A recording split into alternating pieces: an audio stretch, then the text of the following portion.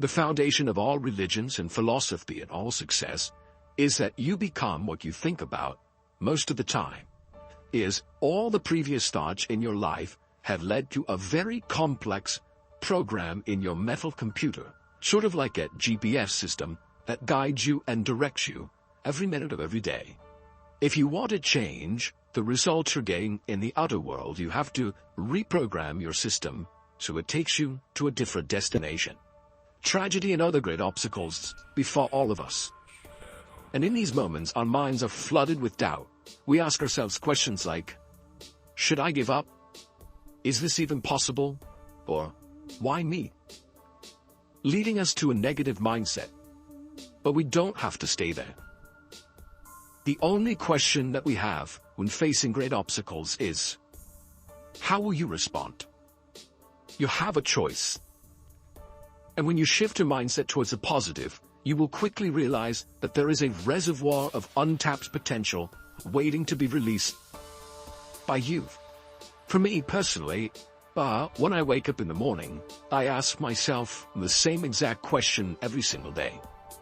And that question is, what is the greatest ideal of myself that I can be today? Now, there's enough science to support this concept that when we begin to become conscious of our unconscious thoughts, we begin to notice our unconscious habits and behaviors, and we begin to pay attention to our emotions. The fact that we are observing those aspects of the old self means that we're no longer the old self, or begin to become consciousness observing the old self. So my process is to become conscious of who I no longer want to be. You have to kill the anger, kill the addiction, kill the unforgiveness. You can stop the playing, but as long as you allow these things to live, it's going to kill your dreams, kill your peace, kill your freedom, kill your purpose. Now be a Phineas, have the courage to step up. Our attitude should be, this may have been passed down, but it's not going to get past me. This is where it ends. This is where the depression starts. This is where the addiction, the low self-esteem, the poverty mindset comes to an end. Don't live with the dysfunction, break the dysfunction. Start your day with power, and know that you are enough. You are enough, that you have what you need to succeed. You are enough, you're equipped for greatness. You're powerful beyond your greatest imagination. In business, sports, and life, you have to develop a championship mindset. With sex, you're apart from the pack. Once an obstacle confronts you, you're going to kick it down. You're going to overcome. You're going to rise. If you believe that there's very little potential, how much action are you going to take? Nothing. Not little. And when you take little potential with a little action, what kind of results do you get? Lousy little results. With your little results, what does that do to your belief? You go, see, I told you this was a waste of time. Told you this wouldn't work. And then what happens? You tap even less potential. You take even less action, you get even worse results, and your belief gets even weaker. And this sucker feeds on itself until you are in a downward spiral. It's poisonous. It's poisonous and it's self-fulfilling. This feeling that I've been living by for the last 20 years is actually guilt. I didn't know it was guilt because it just feels like me. And all of a sudden, as you start becoming conscious of it, you're beginning to objectify or subject to self. You're pulling out of those programs, and nobody likes to do that because it's uncomfortable. They'd rather turn on a cell phone, start texting, get on the internet, watch TV to distract them from that moment. And that is what they have to move through in order to get to their own personal freedom. So the first step is becoming conscious. Events in our lives are only experiences. Our experiences are not our identity or our self-worth. We do not want to focus attention on the experience. For instance, we do not want to say, I am a failure, but rather, I have had the experience of failure, and I am now in recovery. Growth is changing the way we look at things. Life is a learning process. We are here to learn and grow. Not knowing is not a crime. Not knowing is simply ignorance for lack of understanding. So we don't want to judge ourselves or others for not knowing. life will always be larger than our ability to grasp it.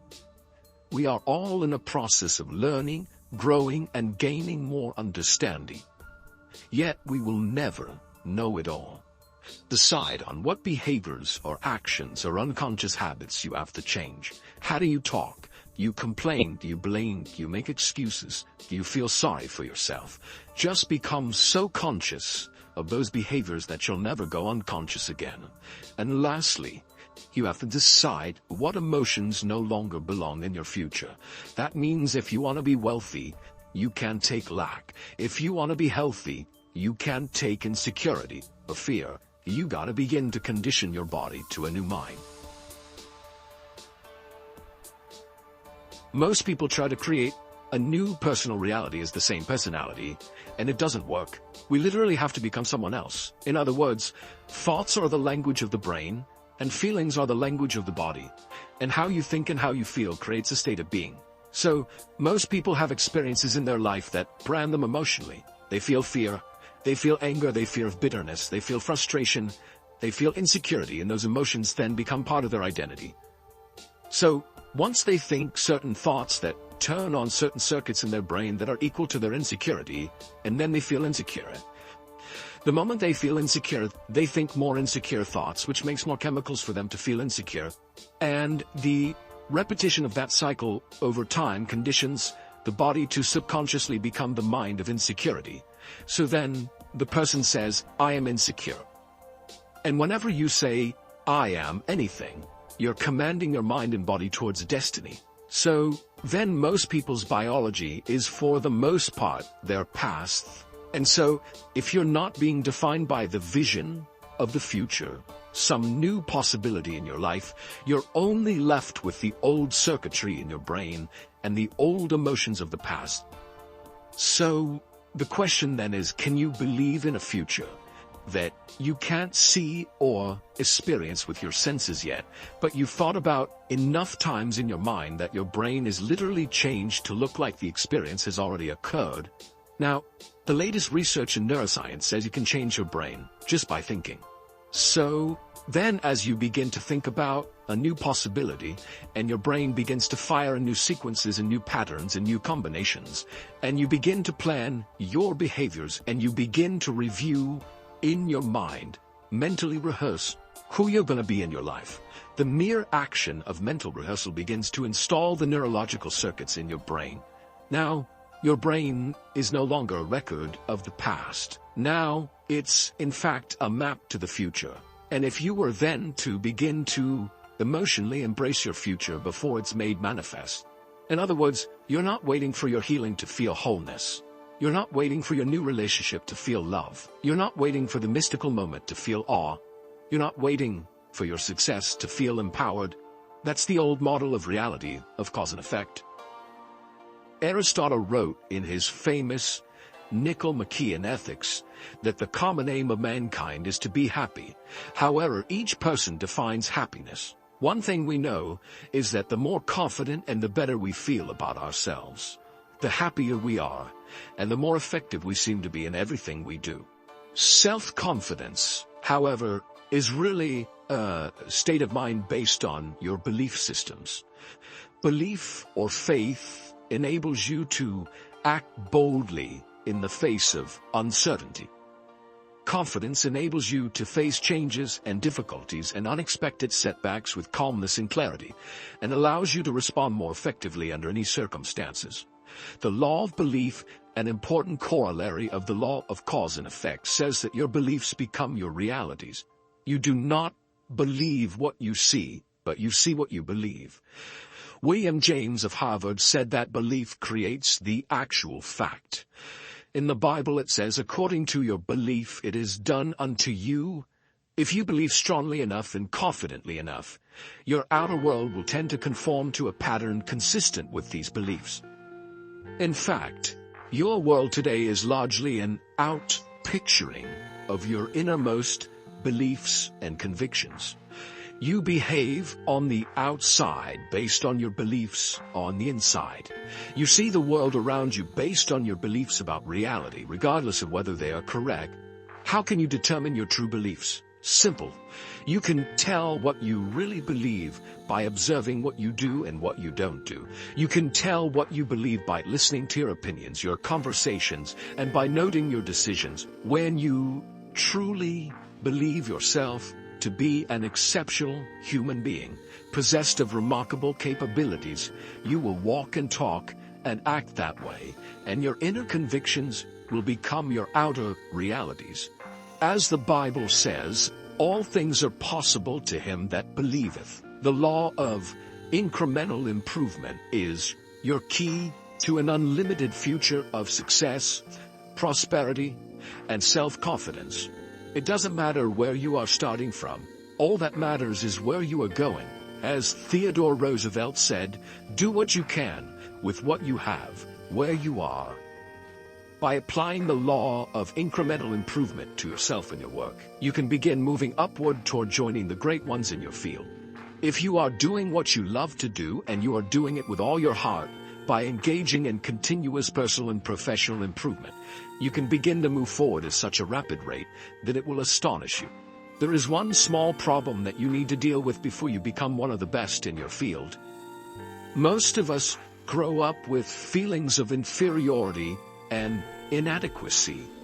Because of low self-esteem and selling ourselves short, many of us never even think about becoming excellent at our work.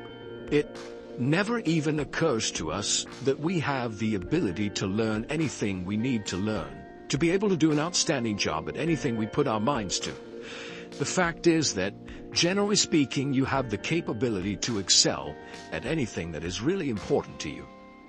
If anyone else has achieved a high level of competence in your field, then so can you. All you have to do is to do the same things over and over until sooner or later you get the same results that they have. If you want to enjoy self-confidence on the outside, you must practice complete integrity on the inside. The foundation of self-confidence is for you to live your life consistent with your innermost values and principles while thinking and acting in harmony with your highest aspirations. Men and women with the most rock-solid self-confidence are those who are absolutely clear about what it is they believe to be right and good and worthwhile, and who live their lives consistent with these values. Everything they do or say is an expression of their innermost conviction. Your whole world can fall down around you, but as long as you know that you are doing the right thing, you will have a deep inner sense of calm that will manifest itself in an attitude of confidence and self-assurance in any situation. You will have many ups and downs in life, but what is most important is that you remain true to yourself. Your true values are only expressed in your actions, in what you do. You can tell what you truly believe by observing what you do in any situation in which you have to make a choice, especially when you are under stress and pulled in two directions at once with opposing demands or responsibilities. This is when your true values are revealed. The action that you take in any given situation will tell you which of your values is uppermost or whether you have any values at all. It is not what you say, hope, wish, or intend, but only what you do that counts. Your choices of the actions you take tell you unerringly who you really are. You can develop within yourself a superb set of values by acting as though you already had those values. You can develop integrity and courage and compassion and confidence by behaving as though you already had these qualities. The more you act the part, especially when you demonstrate these qualities under stress, or when you feel like doing or saying something else, the more rapidly these qualities become a permanent part of your mental makeup. The more you practice good values, the more rapidly you become a truly superior person. The keys to developing the unshakable self-confidence that will make everything else possible for you are self-control, self-mastery, and self-discipline. Self-confidence can come directly by behaving in a self-confident manner. But more often it comes indirectly by doing and saying the things and practicing the behaviors that lead to self-confidence. The most important self-development behavior is living consistently with your highest values at every opportunity. Appreciate how special you are.